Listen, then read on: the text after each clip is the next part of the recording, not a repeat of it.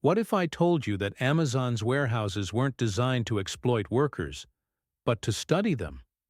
That every quota, every bathroom break denied, every injury, every breakdown wasn't a failure of the system, but data points feeding an algorithm? That the cruelty wasn't incompetence, it was research. Because here's what nobody understood while the world criticized Amazon for inhumane working conditions. The suffering was the experiment, and the goal was never to perfect human labor. It was to learn enough about human limits to eliminate humans entirely.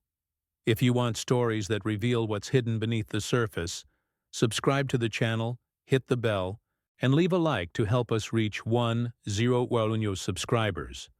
What you're about to hear isn't about worker exploitation. It's about something far more calculated. It's July 2015. Robbinsville, New Jersey. Inside Amazon Fulfillment Center EWR4, the temperature is 94 degrees Fahrenheit. The air conditioning system, designed for a building this size, has been deliberately underpowered to save on energy costs. On the warehouse floor, 2,000 workers move through narrow corridors stacked 30 feet high with products.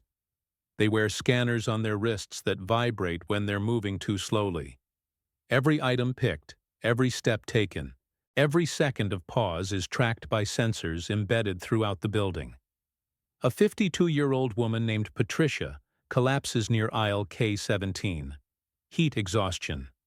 She's been picking items for 9 hours straight. Her scanner shows she's met 98% of her quota, just below the threshold that would trigger a warning. Paramedics arrive. Patricia is taken to the hospital. She'll recover. But here's what most people don't know. Her collapse was logged, measured, and analyzed. Not as a tragedy, as a data event. The system recorded temperature at time of collapse, 94 degree half hours, worked. 9. 2 age, 52 productivity rate, 98% previous warnings. 0. This data joins thousands of other similar incidents. Back injuries, heat strokes, panic attacks, stress breakdowns, all fed into Amazon's internal performance optimization algorithms. Because Amazon wasn't just pushing workers to their limits. They were mapping those limits with scientific precision. And the question they were answering wasn't, how do we treat workers better? It was, at what point does a human become less efficient than a machine? To understand how Amazon became what it is today, you need to go back to the beginning. Not the Jeff Bezos garage story, not the online bookstore narrative. The real beginning. When Amazon stopped being a retailer and became an optimization laboratory. 1997, Seattle, Washington. Amazon has just gone public. The company is losing money, lots of it. Wall Street analysts are skeptical. Bezos is asked repeatedly, "When will you become profitable?" His answer is always the same. We're not optimizing for profit. We're optimizing for scale.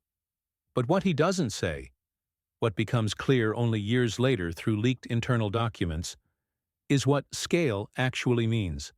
The complete automation of commerce. Not just warehouses, not just delivery. Everything. And to achieve that, Amazon needs to understand human labor so thoroughly that they can replicate it mechanically. By 2005, Amazon has opened its first fulfillment centers, massive warehouses where humans pick, pack, and ship millions of products. But these aren't normal warehouses. They're data collection facilities disguised as workplaces. Every worker wears a handheld scanner that tracks their location in real time. Sensors monitor walking speed, picking accuracy, break duration. Algorithms calculate the optimal path through the warehouse down to the step. Workers are given quotas, 300 items per hour for pickers, 150 packages per hour for packers. Miss the quota, and you receive a warning. 3 warnings, and you're fired. But here's what the workers don't know. The quotas aren't based on what's humanly sustainable. They're based on what pushes humans to their breaking point. Because Amazon isn't trying to create comfortable jobs.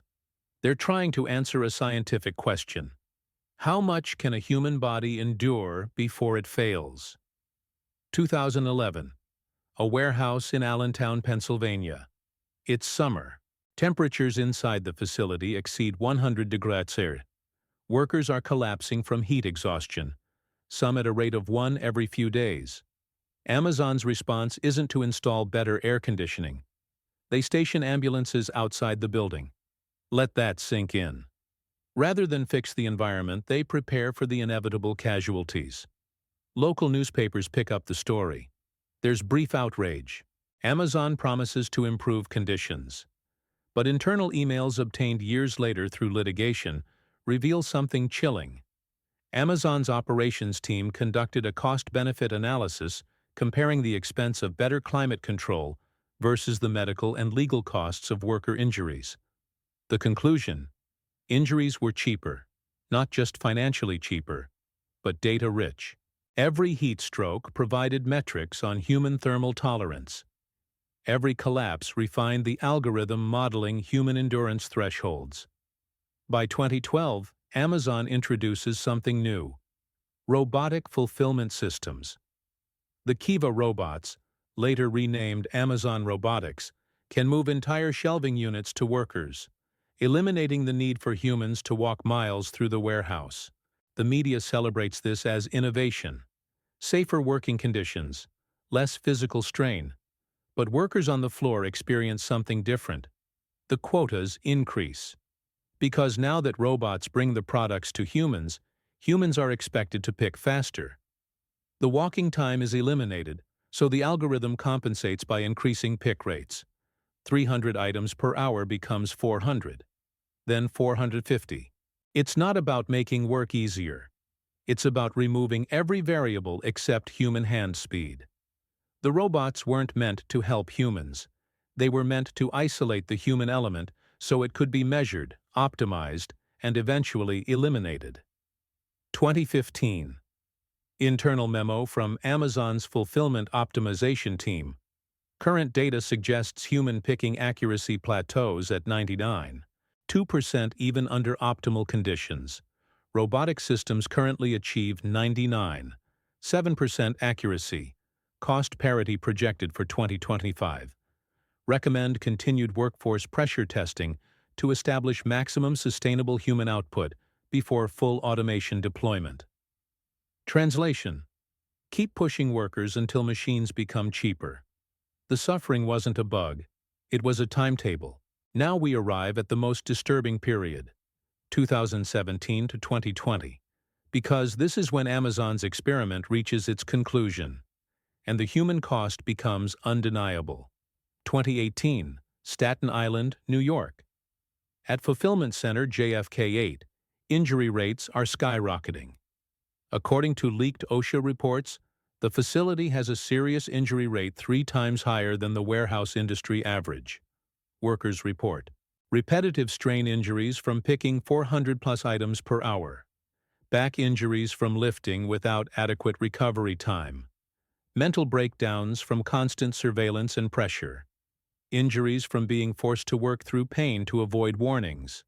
One worker, a 34-year-old named Marcus, developed severe carpal tunnel syndrome in both wrists. His scanner shows he's been picking at maximum speed for 11 months straight. He requests medical leave. Amazon's response: termination for performance issues. But Marcus isn't an isolated case. Between 2016 and 2019, Amazon workers file over 14 serious injury reports across U.S. fulfillment centers. That's not 14 ADARN complaints. That's 14 serious injuries, broken bones, torn ligaments, permanent disabilities, and every single one is logged, categorized, and fed into Amazon's optimization models. Here's what makes this so disturbing. Amazon isn't evil in the traditional sense. They're not sadistic. They don't enjoy suffering. They're just optimizing. And in their optimization model, human pain is a variable to be measured, not a problem to be solved, because the goal was never sustainable human employment. The goal was automated dominance. And to achieve that, They needed to understand human labor so completely that they could replicate it mechanically. 2019. Amazon announces a $700 million retraining program. The headline, Amazon to retrain 100,000 workers for high-tech jobs. The media coverage is positive. Amazon is investing in its workforce, preparing workers for the future. But read the fine print. The retraining is for workers whose jobs are about to be automated away. Amazon isn't preparing workers to stay at Amazon. They're preparing them to leave. Because by 2020, Amazon has deployed over 200 Eros robots across its fulfillment network. The humans aren't being replaced all at once. They're being phased out gradually, strategically, as the algorithms trained on their labor become sophisticated enough to replicate their function. March 2020. COVID-19 pandemic. As the world locks down, e-commerce demand explodes. Amazon hires 175,000 new warehouse workers in a matter of weeks. And the conditions become even more brutal. Workers are expected to meet the same quotas while wearing masks in non-climate-controlled facilities. Social distancing is impossible. Breaks are eliminated to meet surging demand. Thousands of workers get sick. Some die. Amazon's response? Offer a 2-hour hazard pay bonus, but only temporarily. The bonus lasts 8 weeks. Then it's quietly removed, even as the pandemic continues.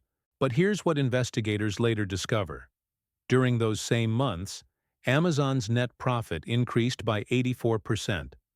Jeff Bezos's personal wealth increased by $86 billion in a single year. And Amazon used the pandemic chaos to accelerate automation deployment. Because crisis provides cover. When everyone is overwhelmed, when attention is divided, you can transform a system without anyone noticing. By late 2020, Amazon fulfillment centers are running on 40% fewer human workers per unit of output than they were in 2019. The experiment is nearly complete. So let me tell you what this story is really about. It's not about Amazon being cruel to workers. It's about something far more systematic. The deliberate study of human limits for the purpose of human elimination. Amazon didn't destroy its workers because it hated them. It destroyed them because it needed to learn from their breaking points. Every injury taught the algorithms something about ergonomic limits. Every collapse provided data on heat tolerance. Every breakdown measured psychological stress thresholds. The workers weren't employees.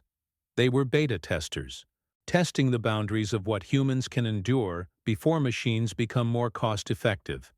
And now, in 2024, that transition is nearly complete. Walk into an Amazon fulfillment center today, and you'll see something striking. The robots outnumber the humans. Autonomous mobile robots move products through the warehouse. Robotic arms sort packages. AI-powered cameras check for defects. Machine learning algorithms manage inventory. The humans that remain aren't laborers anymore. They're exceptions handlers, dealing with the edge cases that machines can't process yet.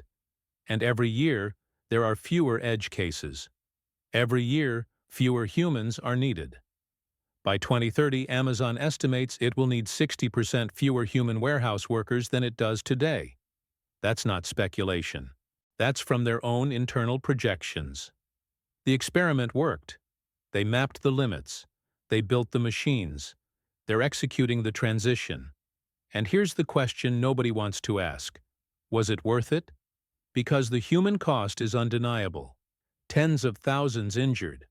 Hundreds of thousands pushed beyond sustainable limits. Entire communities dependent on jobs that are systematically disappearing. But Amazon would argue they're not destroying jobs. They're evolving commerce, making it faster, cheaper, more efficient. And if humans can't keep up, that's not Amazon's fault. That's just progress. I don't have an answer to whether that's right or wrong, but I know this. The next time you order something on Amazon and it arrives in 24 hours, ask yourself, what did someone endure so that could happen? Because behind every convenience is a system, and behind every system is a calculation. And in Amazon's calculation, human suffering wasn't a moral problem. It was a data set, one that's now complete. If this story changed how you see the packages on your doorstep, subscribe to the channel and leave a like. It helps more than you can imagine. And remember, efficiency isn't free. Someone always pays the cost. Amazon just made sure that someone wasn't them.